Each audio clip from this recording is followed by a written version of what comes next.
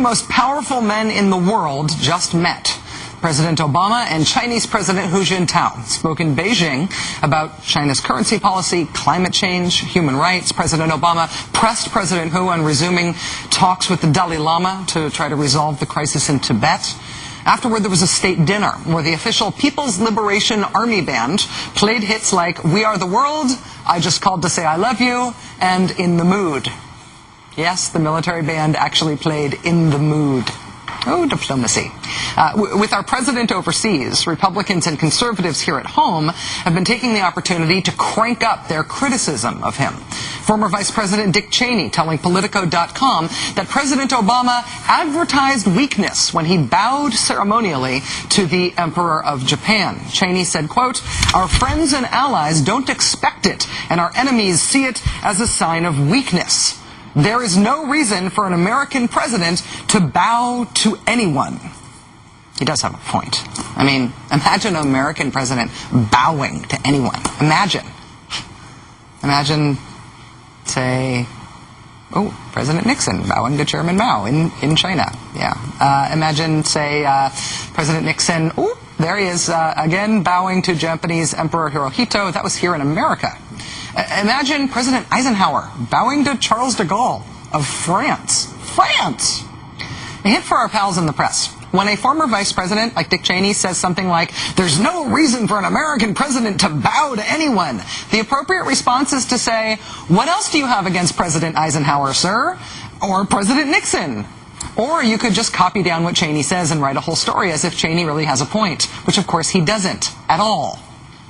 But I digress. Beyond the former vice president, Mr. Obama's trip abroad has generally brought out the unhinged among the president's critics.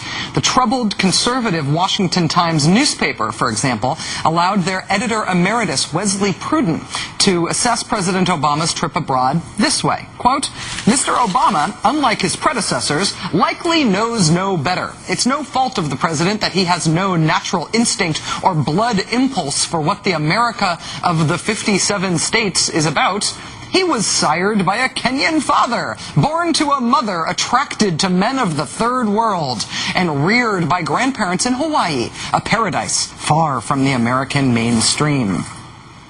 That was published in an actual newspaper. On an actual cable TV channel, host Glenn Beck assessed Democratic efforts at health reform with equal intellectual rigor. America has spoken clearly, consistently. We are, excuse this analogy, but I feel like it's true, we're the young girl saying, "No, no, help me," and the government is Roman Polanski. From the same network, another host, Bill O'Reilly, couldn't help himself either, calling into Mr. Beck's radio program with this warning to the Democratic Speaker of the House. I think people, when they figure out how badly they're going to get hurt in the next few years, there's going to be a tea party on taxes, and it's going to get nasty. Nancy Pelosi's going to be bobbing up and down in the Boston Harbor. And then there's this biblical quote making the rounds in anti-Obama circles, as reported this week in the Christian Science Monitor.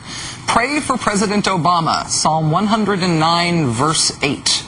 What's Psalm 109, verse 8? Well, it reads, "Let his days be few, and let another take his office." Let his days be few. It's followed immediately by another verse. "Let his children be fatherless, and his wife a widow." And don't forget, that sentiment is now being merchandised on bumper stickers, on mouse pads, on teddy bears, on aprons, framed tiles. Those are nice. Keepsake boxes, T-shirts. Let his days be few. Ha ha, how cute, on a teddy bear. Is anybody else creeped out by this? Joining us now is Frank Schaeffer, whose father, Francis Schaeffer, helped shape the evangelical movement in the United States. Mr. Schaeffer grew up in the religious far right. He's the author of Patience with God, Faith for People Who Don't Like Religion or Atheism. Mr. Schaeffer, thanks very much for coming back on the show. Thanks for having me on.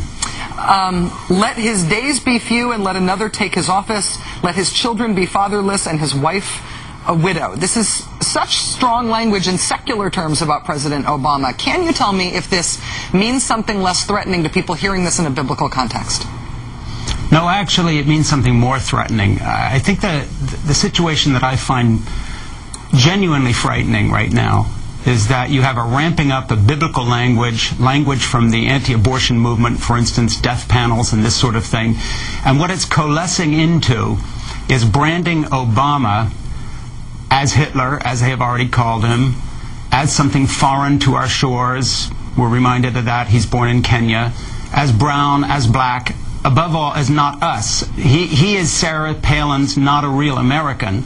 But now it turns out that he joins the ranks of the unjust kings of ancient Israel, unjust rulers to which all these biblical allusions are directed, who should be slaughtered, if not by God, then by just men. So there's a direct parallel here with Timothy McVeigh's T-shirt on the day of the Oklahoma City bombing, in which he said that the Tree of Liberty had to be watered occasionally by the blood of tyrants, and that quote we saw again at a meeting at which Obama was present, being carried on a placard by someone carrying a loaded weapon. What we're looking at right now is two things going on. We see the evangelical groups that I talk about in my new book, Patience with God, enthralled by an apocalyptic vision that I go into in some detail there. They represent the millions of people who have turned the Left Behind series into bestsellers. Most of them are not crazy, they're just deluded. But there is a crazy fringe to whom all these little messages that have been pouring out of Fox News, now on a bumper sticker, talking about doing away with Obama, asking God to kill him. Really, this is trawling for assassins. And this is serious business. It's un-American, it's unpatriotic, and it goes to show that the religious right, the Republican far right, have coalesced into a group that truly want American revolution. And if it turns out to be blood in the streets and death, so be it. This is not funny stuff anymore. They cannot be dismissed as just crazies on the fringe. It only takes one. You know, look at the Boston Globe article a few weeks ago saying that the threat level faced by the Secret Service has gone up 400%, higher than any other time in 52 years for any president, Democrat or Republican. These are no jokes. And as I talk about in Patience with God, if you trace these origins back to this paranoid, deluded evangelical group, of which me and my father, sadly, were not only members, but leaders in the 70s and 80s, the foot soldiers that people like Dick Armey and others are using now to push their political agenda to undo health care are also people that have within their ranks people such as the person who murdered Dr. Tiller and killed 3 police officers in Pittsburgh because they thought Obama would take away their guns. This bumper sticker simply says to them, it's open season. And to be clear, I mean, over-the-top political criticism is as American as apple pie, and an incredibly intense criticism has been levied against George W. Bush and against every president that's gone before him in modern times. But you're saying that there's essentially a religious inflection in the most extreme of the commentary against Obama that's operating on a religious level. That's a signal to a religiously minded audience. Absolutely. Look, this is the American version of the Taliban. The Taliban quotes the Quran, and Al-Qaeda quotes certain verses in the Quran, in or out of context, calling for jihad and bloody war and the curse of Allah on infidels. This is the Old Testament biblical equivalent of calling for holy war. Now, most Americans will just see the bumper sticker and smile and think that it's facetious. Unfortunately, there are 22 million Americans or so who call themselves super conservative evangelicals. Of this, a small minority might be violent, but the general atmosphere here is really getting heated. And what surprises me is that responsible, if you can put it that way, Republican leadership and the editors of some of these Christian magazines, etc., do not stand up in holy horror and denounce this. You know, they're always asking, where is the Islamic leadership denouncing terrorism? Why aren't the moderates speaking out? Well, I challenge the folks who I used to work with that I talk about in my book, Patience with God, and I would just say to them, where the hell are you?